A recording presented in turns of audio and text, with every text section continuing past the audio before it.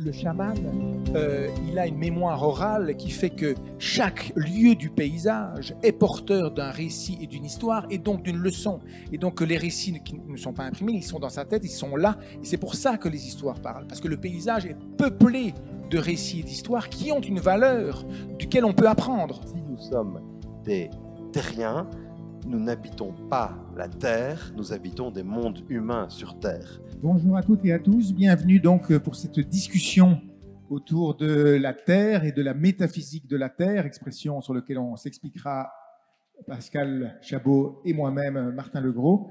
Mais pour commencer peut-être, pour évoquer ce terme de manière, cette question de la Terre de manière un petit peu concrète, commençons, si vous le voulez bien, par ces quelques vers de Bose endormi, le poème de Victor Hugo, au moment où Ruth, la veuve moabite, vient rejoindre dans les champs Bose, l'homme de la terre riche et féconde, et qu'elle s'allonge à ses côtés alors que la nuit tombe.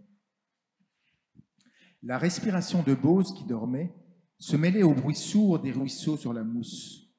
On était dans le mois où la nature est douce, les collines ayant des lys sur leur sommet. Ruth songeait et Bose dormait. L'herbe était noire, les grelots des troupeaux palpitaient vaguement. Une immense bonté tombait du firmament. C'était l'heure tranquille où les lions vont boire. Tout reposait dans Ur et dans Jérémadé. Les astres émaillaient le ciel profond et sombre. Le croissant fin et clair parmi ces fleurs de l'ombre brillait à l'Occident. Et Ruth se demandait, immobile, ouvrant l'œil à moitié sous ses voiles, quel Dieu, quel moissonneur de l'éternel été avait en s'en allant négligemment jeté cette faucille d'or dans le champ des étoiles.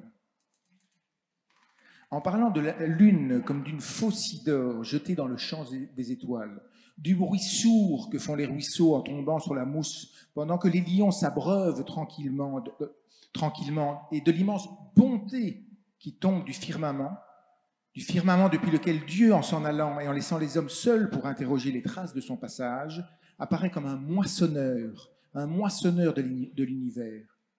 Par ces images, Victor Hugo donne à voir et à entendre ce qu'a longtemps été la Terre pour les humanités qui nous ont précédés.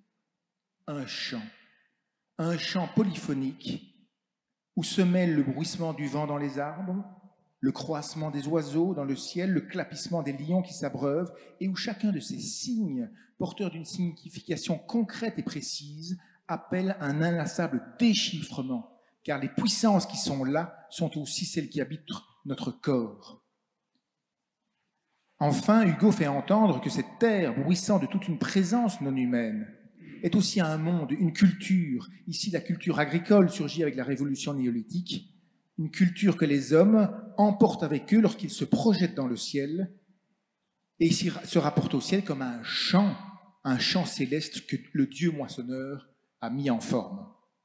Eh bien, cette terre singulière, cette terre charnelle, cette terre différenciée, cette terre habitée par des puissances invisibles, voilà sans doute celle qui s'est en partie éclipsée pour nous autres modernes. La terre ne nous apparaît plus immédiatement, le plus souvent, comme le sol de toute expérience possible, mais comme une planète parmi d'autres, dont nous avons fait le tour grâce à nos savoirs et à nos techniques, une planète dont la rotondité, comme disait Kant, a forcé les hommes à rentrer en contact et en communication. Kant disait si la Terre était plate indéfiniment, les hommes auraient pu se disperser indéfiniment. Non, la rotondité de la Terre est une sorte de miracle qui a fait qu'ils s'étaient voués à ce que l'humanité rentre en contact avec elle-même. Cette planète, nous avons appris à la regarder par ailleurs depuis le ciel, à l'inverse de Bose qui regardait le ciel depuis la Terre.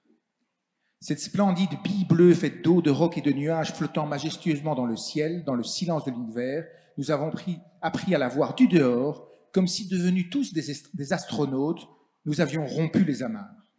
Nous autres modernes avons, comme le disait Michel Serres, appareillé, je le cite, appareillée aussi loin de notre terre, nous pouvons enfin la considérer toute. Le paysan dos courbé vivait du sillon et ne voyait que lui. Le sauvage seulement sa clairière ou les sentiers à travers le massif forestier. Le montagnard sa vallée découverte des alpages. Le bourgeois la place publique observée de son étalage. Le pilote d'avion une portion de l'Atlantique. Voilà une boule floue environnée de turbulences, la planète Terre telle que la photographient les satellites. À quelle distance volons-nous pour la percevoir ainsi globalement? Nous sommes tous devenus des astronautes, entièrement déterritorialisés, non point comme autrefois un étranger pouvait l'être face à l'étranger, mais par rapport à la terre de tous les hommes ensemble. Chaque individu, jadis, défendait son coin de terre, laboureur à la fois et soldat parce qu'il en vivait, que ses ancêtres y reposaient. La charrue et le fusil avaient le même sens local que la tombe. De ce petit port local et de ce médiocres objets, nous sommes appareillés. Notre plus récent voyage nous emmena de la terre à la terre, de la terre avec un petit T à la terre avec un grand T. Eh bien, ou de Bose à Gagarine, pourrions-nous dire. Eh bien, ce voyage, cette métamorphose, est-il vrai que nous l'avons parcouru à sens unique? Voilà la question que nous allons nous poser avec Pascal Chabot. Ne pouvons-nous, ne devons-nous pas, n'est-ce pas l'urgence du moment, apprendre à composer avec ces deux expériences de la Terre, celle de Bose et celle de l'astronaute, celle de l'homme qui arpente son jardin, sa forêt, sa montagne, et celle du citoyen du monde qui se soucie de l'avenir de la planète pour ses enfants. C'est la proposition donc que nous faisons aujourd'hui avec Pascal, creuser la différence entre ces deux expériences, ces deux faces de la Terre sensible et la planète, et comprendre aussi la portée du passage qui nous a conduits de l'une à l'autre, mais aussi envisager, nous demander ensemble si nous ne devons pas apprendre à conjuguer ces deux faces de la Terre ensemble plutôt qu'à les opposer. Pascal, premier moment de cette exploration, la Terre, qualité. Bonjour à toutes et à tous. Effectivement, la terre qualité dans le sillage de ce que Martin vient de dire pour essayer de faire quelques ponts entre la Terre vue par les astronautes et par l'astronomie et la Terre comme qualité sensible. M'est revenu en mémoire en présentant cet exposé une rencontre que j'avais eue avec Michael Gillon, qui est un chercheur à l'Université de Liège et qui a découvert, il y a 6 ans maintenant, 4 nouvelles exoplanètes à 40 années-lumière de notre Terre. Il y a environ 4000 exoplanètes qui sont répertoriées et année après année, la science en répertorie davantage. Et j'étais frappé par le contraste absolument vertigineux. Je pense que le terme vertige doit être conservé lorsqu'il est question de métaphysique. Contraste absolument vertigineux entre cet homme on parlait dans un bar bruxellois, il sirotait un whisky soda et il parlait de ce qu'il savait, de ce qui se passait à 40 années-lumière. Il parlait de la méthode des vitesses radiales qui lui permettait de dire que ces planètes avaient 8% de la masse du Soleil, et il y en avait une dont il disait qu'elle pouvait être habitable. Tout ça est évidemment vertigineusement loin, tout ça rappelle le silence éternel de ces espaces infinis de Pascal, et tout ça est tout de même l'occasion d'une méditation métaphysique. Nous avons gardé le terme métaphysique dans le titre de cette discussion, non parce que la métaphysique existe encore comme discours constitué potentiellement dogmatique sur une réalité, mais parce que la métaphysique subsiste tout de même vivifiée par les énigmes que nous posent des situations comme celle-là. Et donc, il parlait de l'espace absolument vertigineux où tout est quantité. Car dès que l'on s'intéresse à l'astronomie, ce sont des quantités qui évidemment pulvérisent tous nos repères, qui pulvérisent ce que nous pouvons imaginer. Et tout de même, ces quantités, elles sont connaissables, elles sont connues par les qualités assez spécifiques de certains humains qui peuvent vivre sur une Terre qui permet une qualité de vie. Et la différence entre cet univers quantité et la Bible dont parle Carl Sagan, dont parlent beaucoup d'autres penseurs finalement de l'astrophysique, la différence entre cette qualité Et la quantité de l'univers est véritablement ce dont, à mon sens, il faut partir. En réalité, si la métaphysique en tant que discours dogmatique s'est tue, certaines pages de Wikipédia restent tout de même extraordinairement chargées de métaphysique.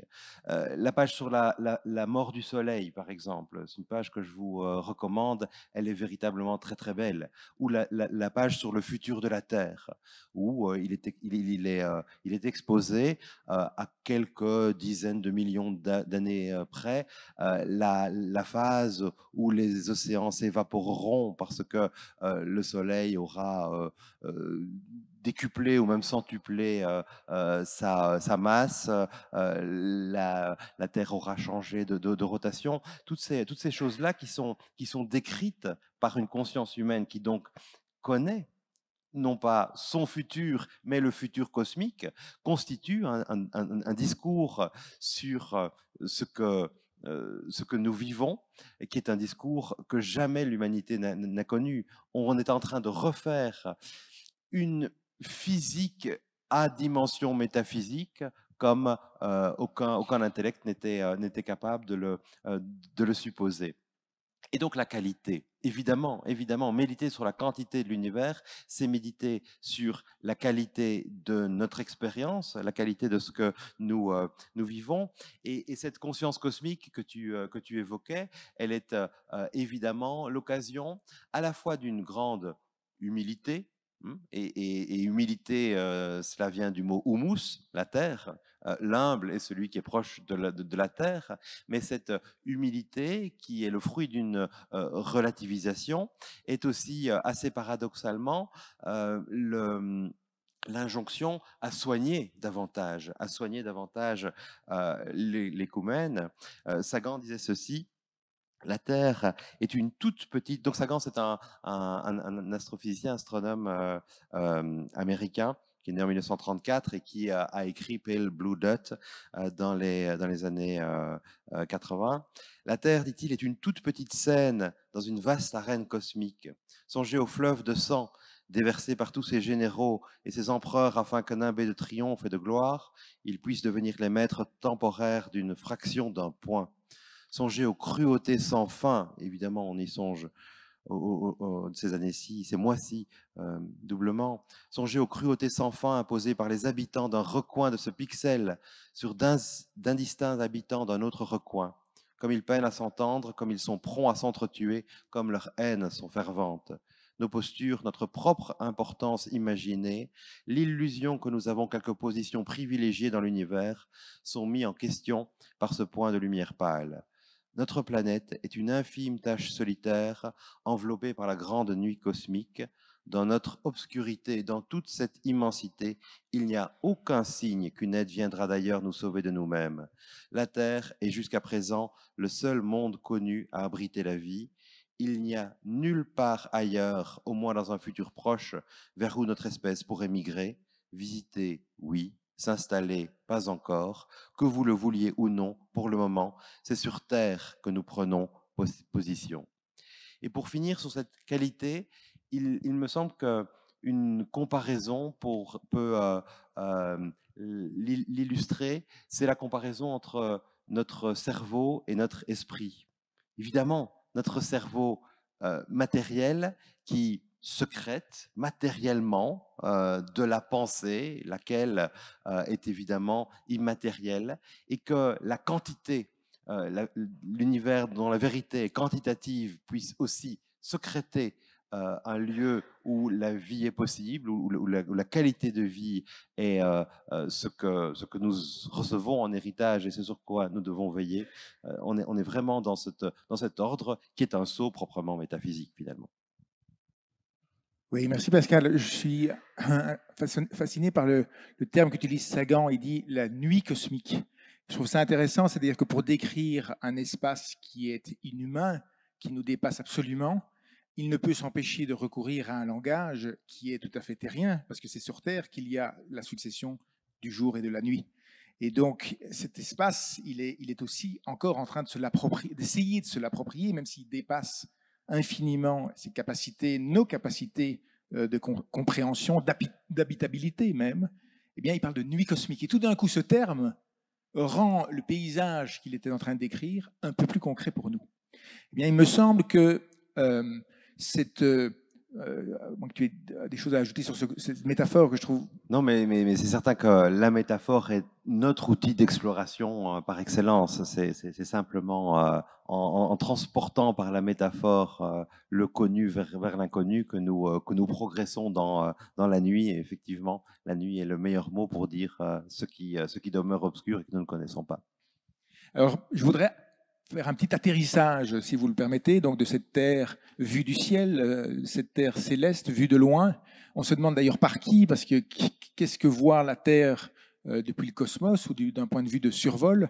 Eh bien, je voudrais atterrir et essayer de comprendre en réalité comment s'est opérée cette bascule qui est la nôtre d'une terre charnelle, concrète, habitée, qui était notre sol, à la Terre et la planète. Et je voudrais vous donner, parce que je crois qu'on parle beaucoup d'écologie de manière abstraite, alors que je crois que ce sont des questions qui sont d'abord des questions de sensibilité et de la manière dont on se rapporte aux choses, et que c'est le glissement que nous, modernes, avons vécu, certes sur une très longue durée, mais qui fait qu'on l'attribue en général à la science, à la technologie, cette science et des technologies des modernes, qui leur a permis de sortir, de s'arracher à la Terre, à tout ancrage, et d'aller explorer l'espace. Et par là même peut-être de s'approprier l'espace et de menacer la Terre. Mais cette odyssée qu'on raconte de cette manière-là, il me semble qu'on gagnerait à l'interroger et à s'inquiéter d'ailleurs de l'appropriation dangereuse que nous avons faite de la Terre par le biais des sensibilités, par le biais de la manière dont nous nous rapportons aux choses. Et puisque nous avons appelé cette exploration métaphysique de la Terre, je voudrais faire référence à deux petites expériences un peu métaphysiques qui disent, à mon avis, comment est-ce que nous, modernes, à un moment ou à un autre, nous avons quitté le sol, nous avons rompu les amarres avec cette expérience sensible de la Terre, cette expérience sensible de la Terre qui était un espace de signe, un espace de pouvoir invisible, un espace habité par les dieux aussi.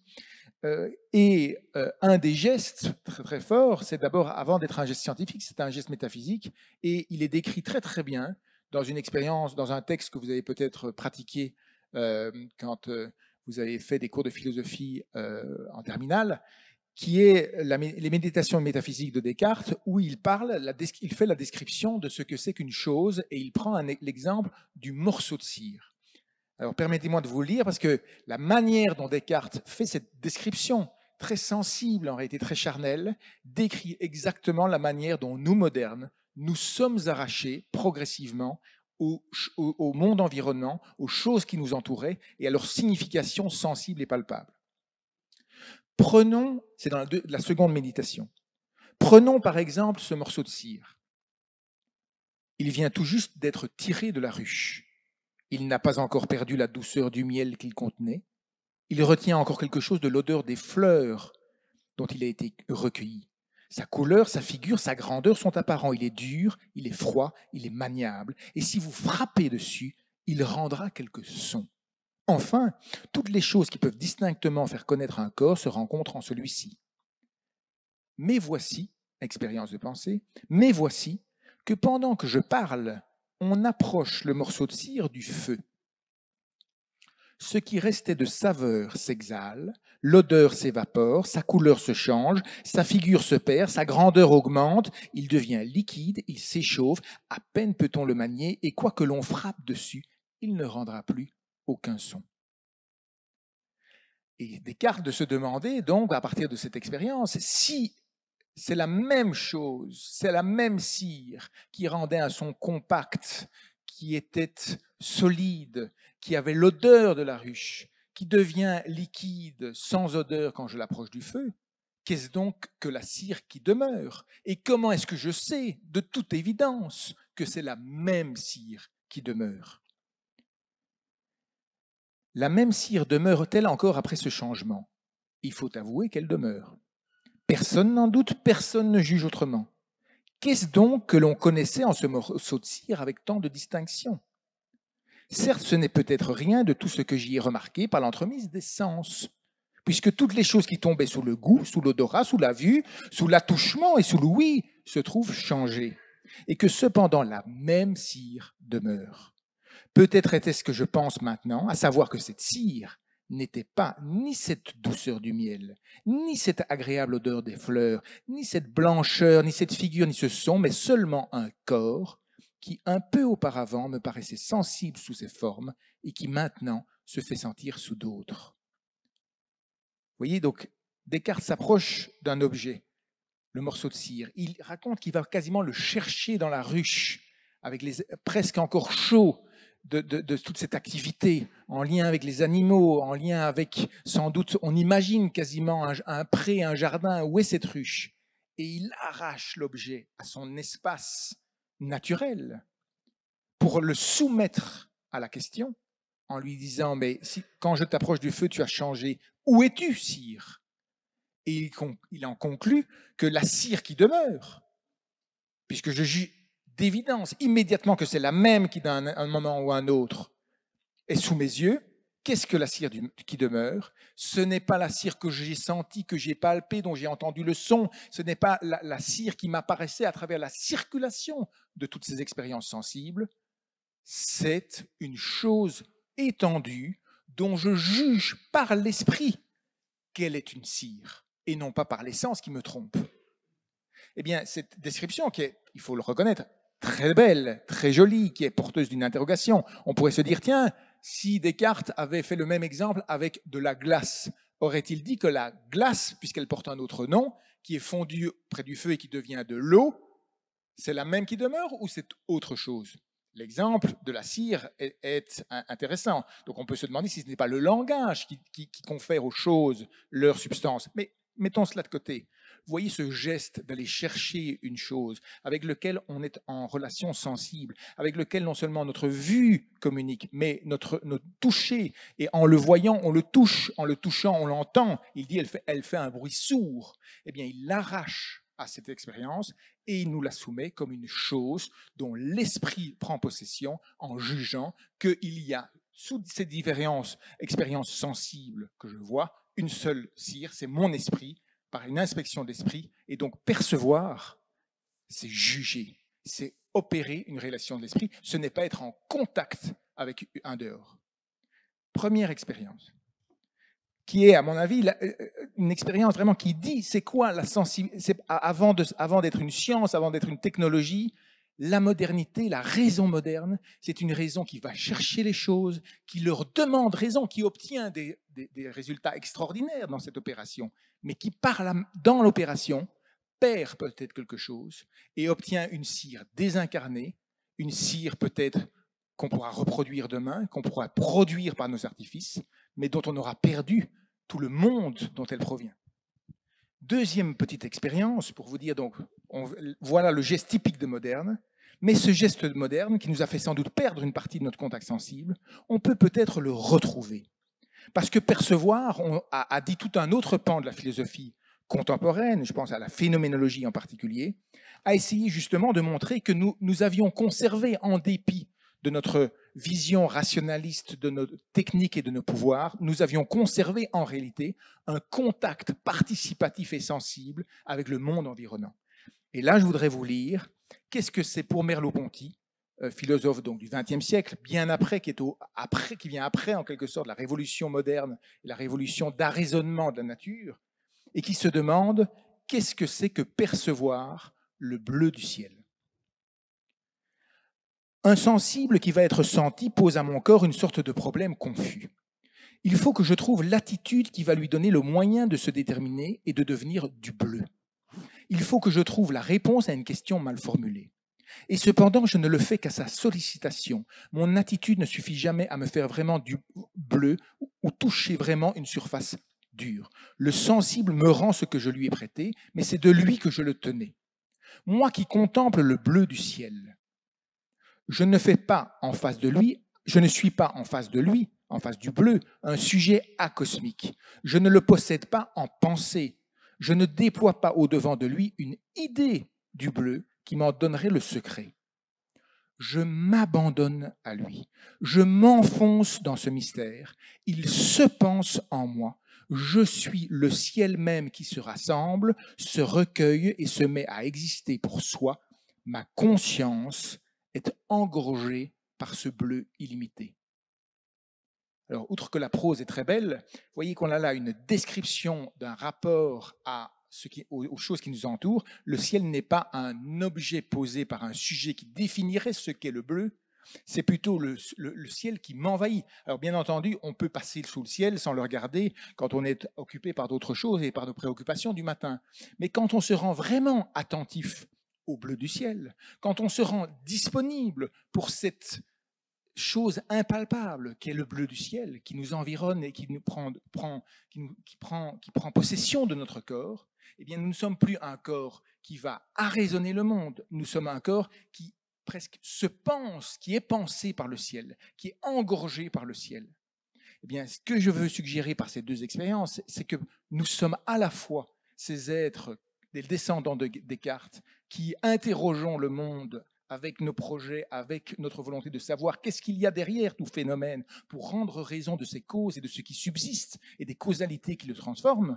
Mais nous sommes aussi cet être sensible qui est enveloppé, qui participe de manière presque animiste aux êtres qui l'entourent, au soleil, à la brûlure du soleil, au vent qui souffle, et qui est encore, et donc nous n'avons pas tout à fait perdu le contact avec le monde sensible. Et toute la question, c'est de savoir comment, évidemment, concilier à la fois les deux. Il ne s'agit pas de jouer Descartes et le mot de sortir contre le ciel bleu un peu animiste. Il s'agit de savoir si les deux peuvent se faire articuler.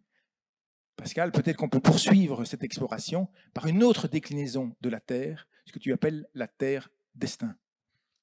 Oui, et ce sera tout à fait en résonance avec ce que tu nous dis sur notre rapport finalement ambivalent au moderne. Nous sommes modernes et nous cherchons à dépasser la modernité en revenant parfois à une sorte de pré-modernité, en tout cas comme la phénoménologie essaye de le faire.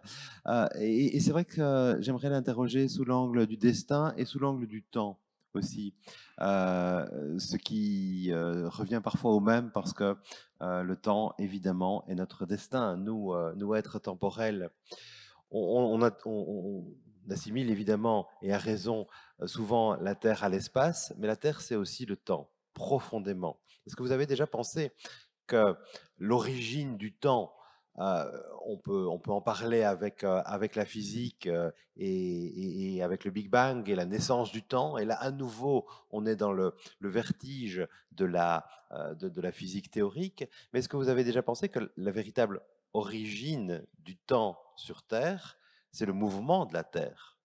C'est le mouvement de la Terre qui temporalise les êtres. C'est le mouvement de la Terre qui nous donne l'alternance des jours et des nuits. C'est le mouvement de la Terre qui nous donne les saisons. C'est le mouvement de la Terre, encore lui, qui finalement transforme la chronobiologie de nos corps, la chronobiologie des végétaux. C'est toujours ce mouvement de la Terre qui temporalise donc, et qui donc confère à tout ce qui vit une temporalité qui ne dépend absolument pas de nous. Et il m'intéressera d'interroger ce qui dépend de nous et ce qui ne dépend pas de nous, évidemment, parce qu'avec les modernes, on essaye de faire en sorte que les choses dépendent de plus en plus de nous. Mais bon, soyons de bon compte, d'abord et avant tout, l'univers, la Terre ne dépend absolument pas de nous. Elle est en dehors de notre pouvoir. Les stoïciens disaient, si tu veux être heureux,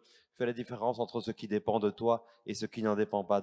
Ce qui dépend de toi, eh bien, ce sont tes perceptions, tes imaginations, tes mots également, ton langage. Ce qui ne dépend pas de toi, c'est le cours du monde, la terre finalement, les maladies, tout ça. Et tout ce qui ne dépend pas de nous, c'est le temps comme destin, finalement, c'est ce qui s'impose à nous et ce que l'humain doit suivre, ce dont l'humain doit suivre les cycles, c'est le viticulteur. Le viticulteur qui doit être patient, qui doit finalement accorder son action à l'action des végétaux, à la croissance, etc.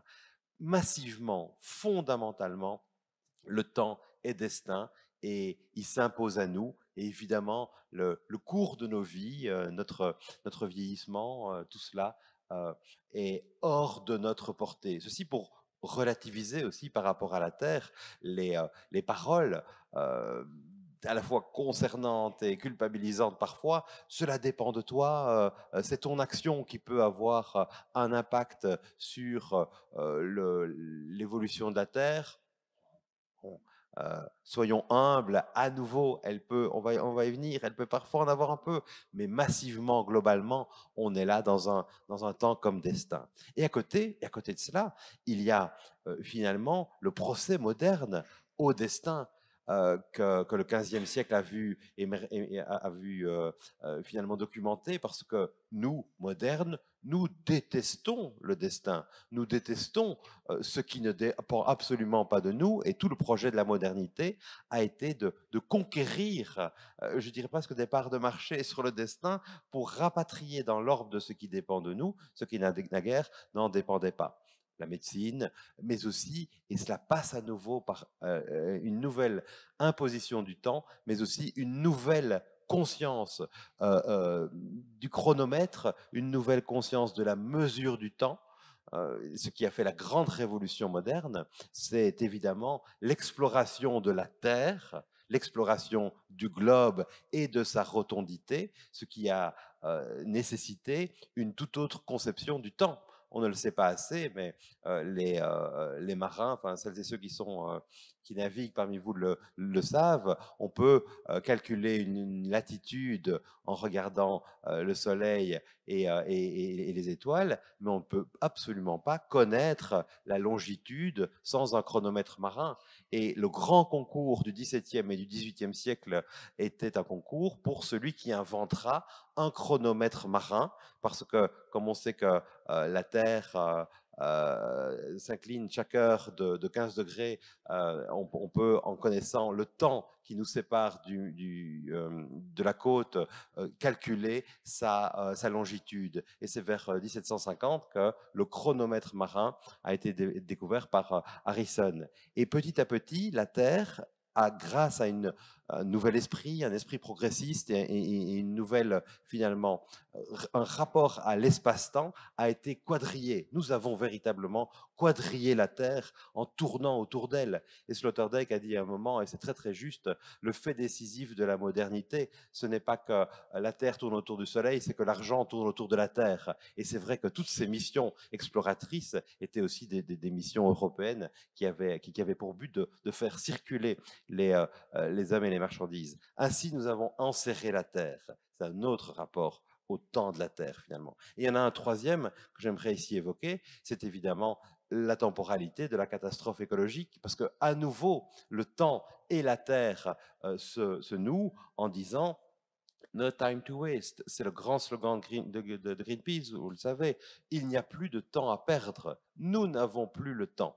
Et la Terre est inscrite dans son destin, un nouveau destin qui échappe en partie à l'humain, un nouveau destin sur lequel nous n'avons que très très peu prise. Et quand on lit les écrits des collapsologues, par exemple, on voit dans toute cette littérature par rapport à laquelle j'ai de très très forte méfiance aussi, parce que je trouve que éduquer, disons, et parler à des plus jeunes en leur retranchant ce qui est l'oxygène du possible pour quelqu'un qui a 18 ans, 20 ans, c'est-à-dire le futur, et en retranchant le futur de la constitution d'un esprit et un acte d'une violence qu'il faut savoir assumer. Donc par rapport à ça, la collapsologie me semble intellectuellement ne pas assumer assez une responsabilité dans le développement des esprits. Pour le dire autrement, moi, si j'avais 18 ans ou 20 ans et qu'on me disait « vous n'aurez pas de futur, vous les intervenus », je serais profondément révolté, fâché de cette préemption de mon futur. Mais cela étant, le temps de la Terre, c'est un temps nouveau, c'est un temps comme délai. C'est un temps comme délai. Et celui qui l'a peut-être le mieux vu, c'est un artiste du land art américain qui s'appelle Smithson, Robert Smithson, qui travaille dans les années 70. Enfin, il est mort en 73, mais en 69-70, il a, sur le grand lac salé de l'Utah aux États-Unis, créé une œuvre de la terre, land art, une immense œuvre de la terre, parce qu'il avait été saisi par la beauté étonnante d'un lieu qui avait été saccagé par les orpailleurs et puis saccagé par la suite par l'industrie du pétrole. Et dans ce lac qui autrefois était superbe, il n'y avait plus que des carcasses rouillées de machines qui avaient servi à l'extraction de la terre et du pétrole. Et il disait il faut faire une œuvre sur ce lac pour montrer notre nouveau rapport à la Terre et pour montrer notre nouveau rapport au temps de la Terre, donc au délai. Et il a alors fait construire une immense spirale, une spirale de 400 mètres de long, de 4 mètres de large, une spirale qu'on peut suivre. Et comme toute spirale, vous savez, on la suit, mais là, c'est une spirale qui se rétrécit. Et puis, il y a un dernier point, c'est le point du terminus ad quem, le dead end, comme il le disait. Eh bien, le temps de la Terre, c'est celui-là. Il essayait de le montrer. C'est le temps de la catastrophe, le temps où tout se résorbe. Il y a des spirales positives qui sont des spirales de l'ouverture et des spirales négatives qui sont des spirales de la restriction. Et son œuvre montrait bien cette temporalité du destin. Et comme tout à l'heure, tu disais que nous étions à la fois dans un rapport sensible à la Terre et dans un rapport quantitatif et mathématisant à la Terre, je crois que nous habitons simultanément la Terre comme destin qui s'impose à nous, le temps comme destin qui s'impose à nous, et puis ce progrès qui nous permet de toujours y circuler, et puis aussi cette conscience toute nouvelle d'un délai, le chronomètre est en route, c'est plus le chronomètre marin, mais c'est celui d'un décompte jusqu'à des chutes fatales de la biodiversité notamment. C'est dans cette conscience cosmique, qui est une conscience temporelle, que nous vivons aussi. Merci Pascal. La nouvelle brique dans cette exploration qu'on essaye de mener ensemble de la manière dont la Terre s'est recomposée pour nous et nous avons en partie perdu le contact avec elle. Je voudrais maintenant vous faire part d'une hypothèse que j'ai découverte récemment, d'ailleurs grâce à celui qui filme ces conférences, Bruno, qui m'a fait connaître, Bruno Vinzal, qui m'a fait connaître un philosophe contemporain, dont je vais vous lire quelques pages à l'instant, qui s'appelle David Abraham et qui a écrit un livre dont le titre est intriguant, qui s'intitule « Comment la Terre s'est tue ». Comment la Terre s'est tue. Alors David Abraham, un petit mot sur David Abraham, parce que je crois que c'est pas étonnant que ce soit pas nécessairement du domaine. Tu parlais de Smithson et de l'art. Il me semble que mesurer ce qui s'est passé avec la Terre dépasse les capacités peut-être des politiques, des philosophes, et que ça touche sans doute aux artistes, mais aux sensibilités, aux anthropologues, et que nous n'avons pas encore compris tout à fait ce qui nous est arrivé. Et David Abraham permet justement peut-être, je crois, jette une lumière assez vive sur cette question, qu'est-ce qui nous est arrivé? Pourquoi est-ce que la Terre ne nous parle plus ou nous parle beaucoup moins? Alors, un mot de David Abraham, c'est quelqu'un qui occupe aujourd'hui la chaire Arnenas à l'Université d'Oslo, qui est une grande figure de l'écologie contemporaine. Alors, malheureusement, les vrais écologistes ne sont pas très discutés encore, pas encore assez traduits, mais c'est tout un champ aujourd'hui, l'écologie philosophique dans le monde anglo-saxon en particulier. Et là, David Abraham, il est intéressant parce qu'il n'a pas initialement une formation, il a fait des études de philosophie, mais c'est un prestidigitateur au départ et qui est allé mener une enquête auprès des sorciers et des chamans d'Indonésie. Et il a été ébloui par cette expérience parce qu'il a découvert chez ces sorciers et ces chamans qui avaient des pouvoirs de médical et qui étaient en quelque sorte les intercesseurs entre les sociétés et les esprits invisibles, qu'ils avaient donc une fonction à la fois médicale mais et aussi écologique. Et donc il en est revenu vraiment bouleversé, et parce qu'il a découvert des individus qui parlaient aussi bien à des fourmis, la manière dont les fourmis se déplaçaient autour d'un campement, que le bruit dans les arbres, que le cri des oiseaux. Il s'est dit, mais moi je suis totalement amputé, je suis anesthésié de ma capacité d'écoute en regard de ces champions, de ces intercesseurs entre le visible et l'invisible. Et donc il est revenu avec une interrogation écologique, mais ce qui est très précieux chez David Abraham, c'est que ce n'est pas quelqu'un qui, dans l'écologie contemporaine, moi je trouve qu'il y a une sorte d'humanisme larmoyant, je dirais, qui consiste à dire que c'est les hommes non seulement sont coupables de ce qui nous arrive et qu'on va les pénaliser, on va les accuser, on va les punir de leur mode de vie et on va les rendre responsables de quelque chose qui souvent en réalité dépasse les individus et peut-être même les peuples et peut-être même l'humanité. Parce que la thèse d'Abraham, c'est que si la Terre s'est tue, c'est un événement qui dépasse des causes humaines, trop humaines, technologiques. C'est un événement métaphysique du même ordre, dit-il, que l'apparition du Dieu monothéiste ou que l'apparition de l'État ou que l'apparition de l'histoire. C'est des événements qui à la fois sont produits par les hommes, mais qui dépassent les hommes parce qu'ils sont le fruit d'une nouvelle expérience du monde. D'une nouvelle expérience du monde. Et la thèse d'Abraham, c'est que si nous avons perdu le contact avec la nature, c'est le fruit d'un transfert très étrange. Et je vous soumets sa thèse parce que je la trouve très, très, très parlante. Son idée est de dire que si nous n'entendons plus les esprits du vent et des éléments, ce n'est pas uniquement que nous sommes appropriés comme des cartésiens le monde, que nous avons voulu soumettre la nature à la loi des causes et des effets, à la loi de l'observation, à la loi du mécanisme, et que nous avons désenchanté, nous avons fait fuir les esprits de la nature, c'est, dit-il, que dans le même temps, en réalité, nous avons transféré le rapport participatif que les humanités antérieures avaient avec le monde environnant à une autre expérience. Et je vous lis le passage, parce que moi, il m'a ébloui, je me suis dit, mais dans le fond, c'est tout à fait vrai. Il nous reste à nous, modernes, un lieu, un espace, où nous faisons une expérience analogique à celle que faisaient les peuples, les humanités précédentes, quand elles communiquaient, quand elles voyaient dans les arbres, dans le vent des arbres, elles déchiffraient des signes.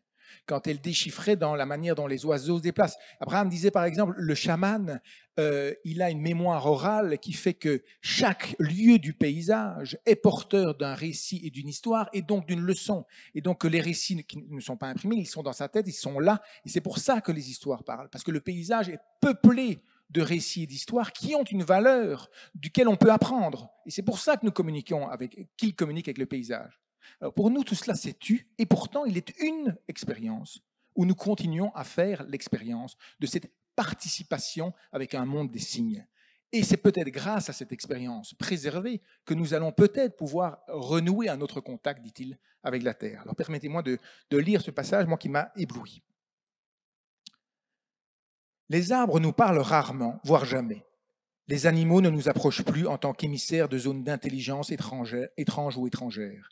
Le soleil et la lune n'attirent plus nos prières, mais semblent se borner à décrire en aveugle un arc à travers le ciel. Comment se fait-il que ces phénomènes ne s'adressent plus à nous, ne forcent plus notre implication ou ne répondent plus à notre attention? Si la participation est la véritable structure de la perception, comment a-t-elle jamais pu être interrompue? Arrêter l'animation permanente, bloquer l'échange sauvage entre les sens et les choses qui les engagent, ne serait-ce pas équivalent à figer le corps lui-même, à arrêter brutalement son élan? Or, nos corps bougent encore, vivent et respirent encore.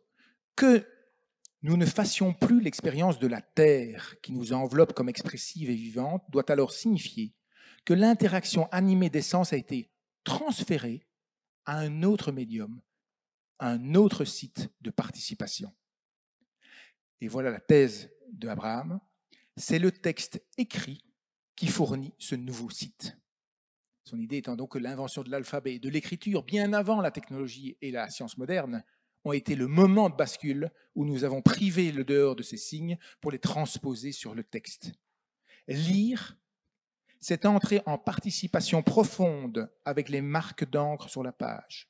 Lorsque nous apprenons à lire, nous devons rompre la participation spontanée de nos yeux et de nos oreilles avec l'environnement, afin que ces sens puissent se coupler sur un nouveau mode, à même la surface plane de la page.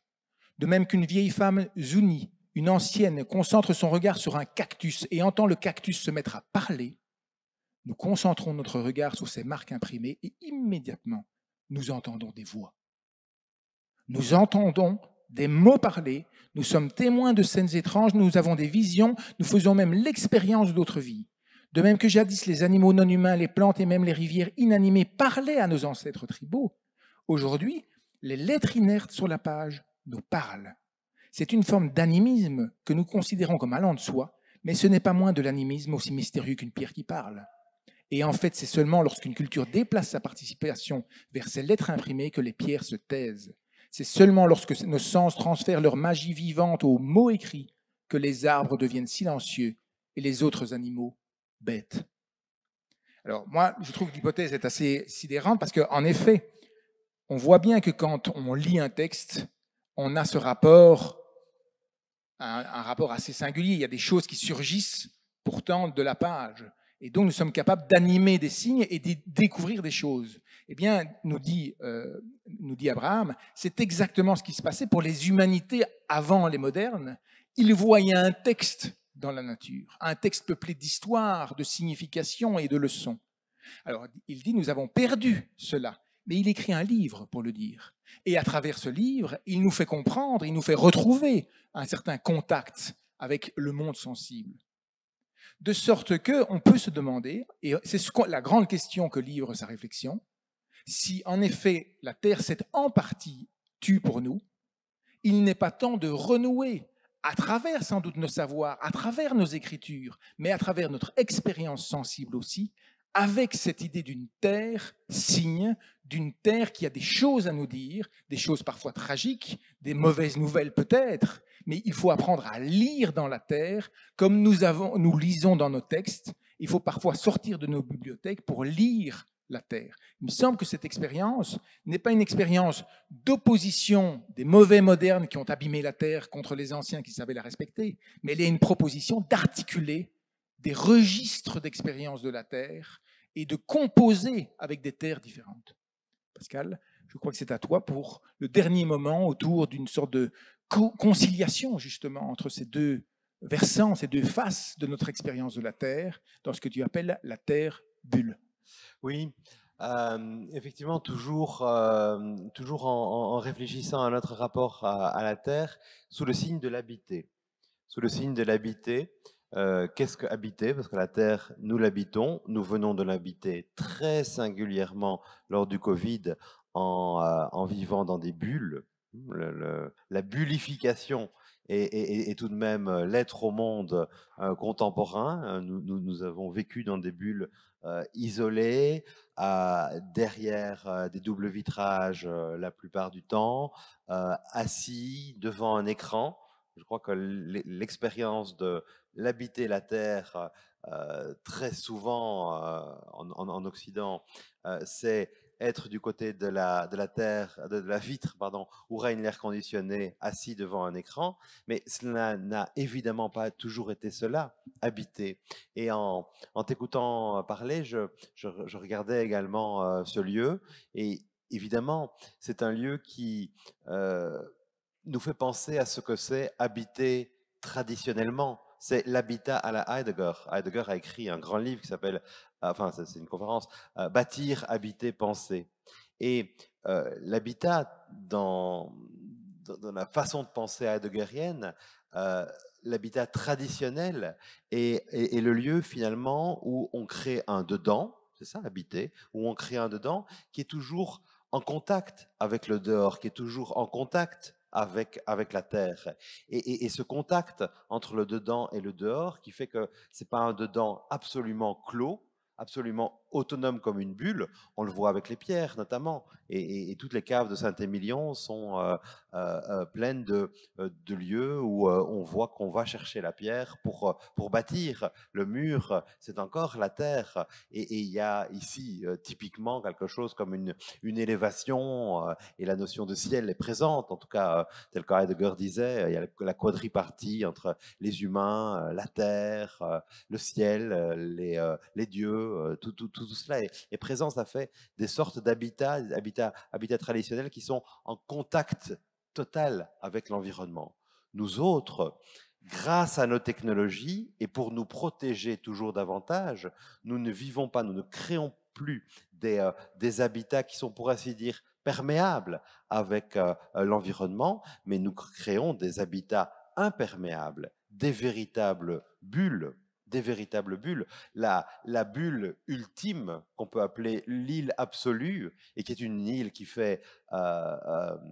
nous fait repenser au Nautilus du capitaine Nemo, vous vous souvenez, 20 000 lieues sous les mers, 20 000 lieues sous les mers, fouillant les humains, évidemment, le plus grand de tous les misanthropes, fouillant les autres bateaux. C'est l'existence d'une bulle sous-marine viable, mobile et immobilis, hein, qui pouvait être mobile parmi tout l'environnement mobile de la mer. Mais c'est une vraie bulle. Et cette bulle-là, on l'a évidemment artificiellement refaite de manière beaucoup, beaucoup plus complexe encore dans les stations spatiales. Est-ce qu'on médite parfois suffisamment sur l'existence dans une station spatiale, la station Mir à l'époque, où tout est immanent, tout est intérieur, tout est artificiel, et où il y a cette force ascensionnelle absolument prodigieuse de quitter la Terre. Et je ne pense pas du tout que les stations spatiales soient un exercice d'exode, comme on les présente un peu romantiquement, mais ils sont un exercice d'immanence et de démonstration d'une humanité qui est capable de survivre dans un cosmos qui autrement est hostile. On reboucle.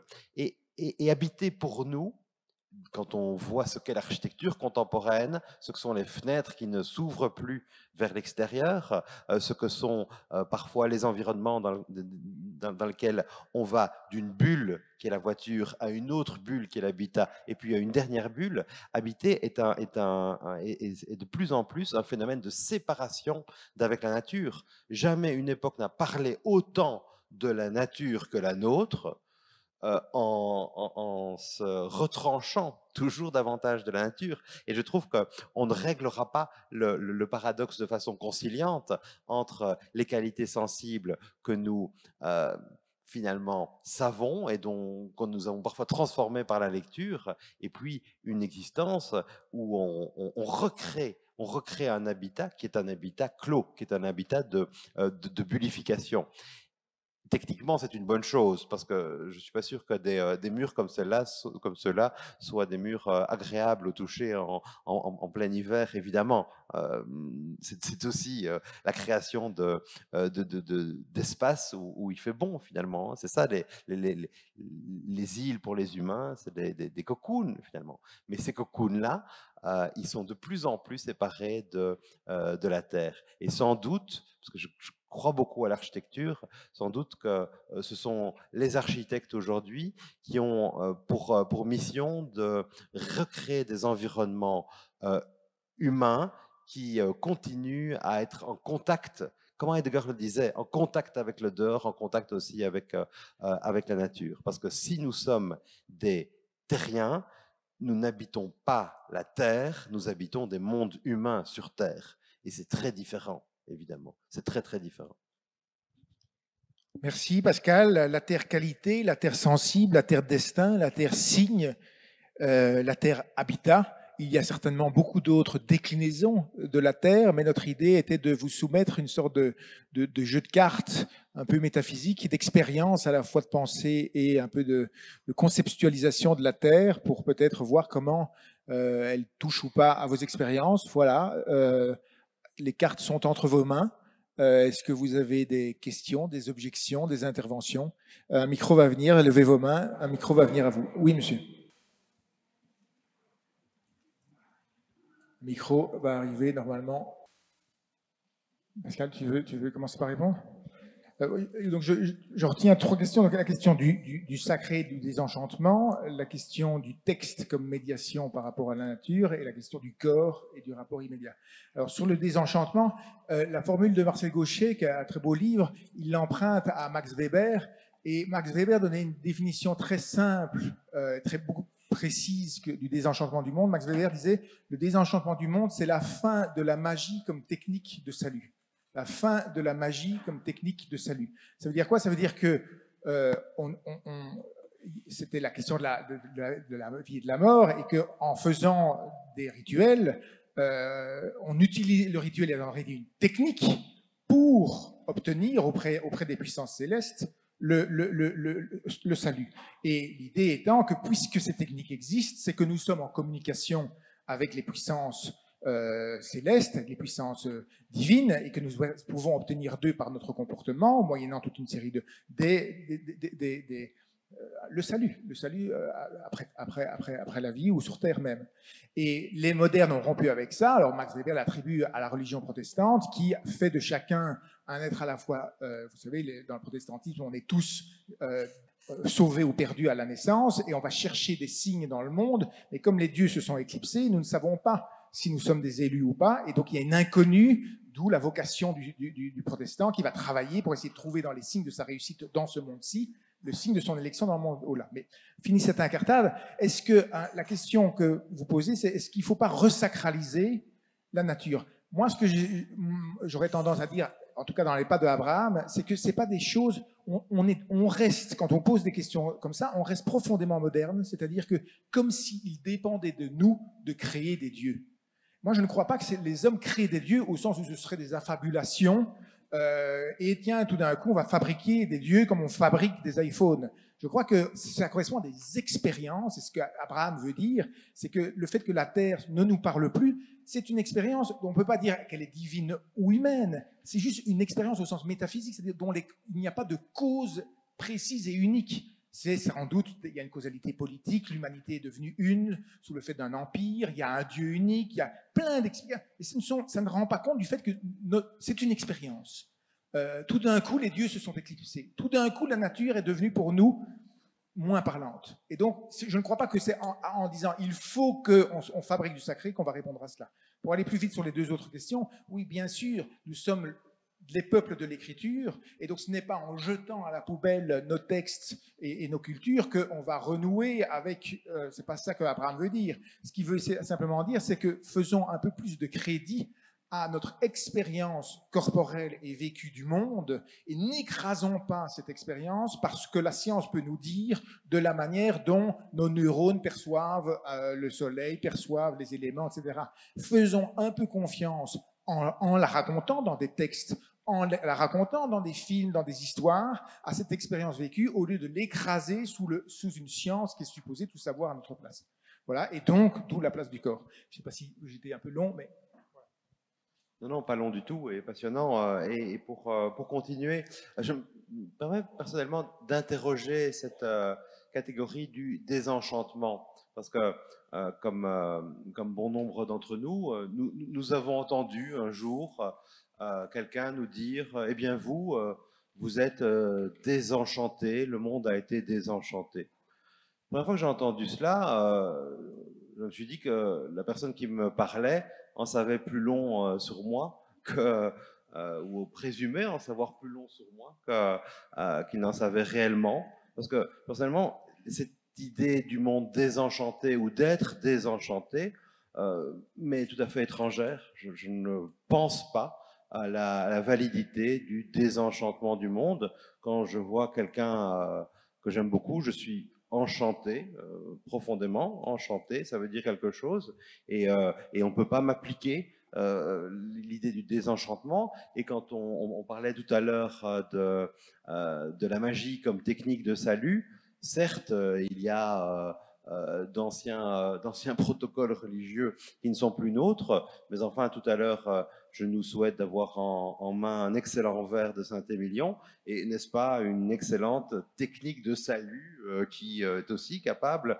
d'une certaine magie? Je veux dire cela, ce n'est pas parce que les standards et les canons d'un monde d'autrefois ne sont plus nôtres que nous ne pouvons pas réinterpréter nos rapports contemporains au monde, en y voyant des manières d'enchanter l'existence, ça veut dire étymologiquement, d'avoir quelque chose comme une chanson en tête. En réalité, il me semble qu'il y a derrière cette thèse du désenchantement, et c'est vrai qu'il y a un arrière-fond protestant, il y a une méfiance vis-à-vis de ce qui est human-made, de ce qui est fait par l'humain. Comme si là où le monde pouvait être enchanté, c'est là où l'homme n'est pas passé, tandis que là où on vit dans des bulles humaines, dans la bulle de la ville, pas loin de la nature, parce que la nature est, mais avec une nature qui est parfois transformée, eh bien, quelque chose de moins se disait. C'est pas du tout l'expérience contemporaine. Et peut-être que de la même manière qu'on est des métis du temps, qu'on est à la fois dans le temps destin, le temps progrès, on est aussi des métis entre nature et ville, sans cesse. Sans cesse. Donc, c'est sûr que philosophiquement, l'opposition est toujours payante. Et c'est ce qui est le plus pédagogique. Hein. Quand vous avez un étudiant devant lui, vous dites, bon, c'est A d'un côté, B devant vous, c'est A d'un côté, B de l'autre, vous faites une opposition binaire, et puis vous êtes un peu dialectique, tout est compris. Mais nos existences ne sont pas binaires de cette manière-là. Et j'ai l'impression qu'on passe de façon assez fluide tout de même, beaucoup plus fluide qu'on ne le croit, de ces bulles humaines, à la nature, d'un monde qui peut paraître désenchanté à un monde qui est autrement enchanté en vérité. Et je suis sûr que même des informaticiens doivent trouver dans leur travail quotidien des vrais motifs d'être enchantés aussi par l'existence. En réalité, c'est peut-être notre rapport à la saveur d'exister qui doit être réapprise bien plus que notre désir de nous conformer à des catégories qui sont obsolètes. Attendez, monsieur, comme vous avez déjà posé une question, on va voir s'il n'y en a pas d'autres pour que tout le monde ait la possibilité de s'exprimer. Est-ce qu'il y a d'autres... Non. Non, je voudrais juste rectifier parce qu'apparemment, soit j'ai été mal compris, soit je me suis mal exprimé.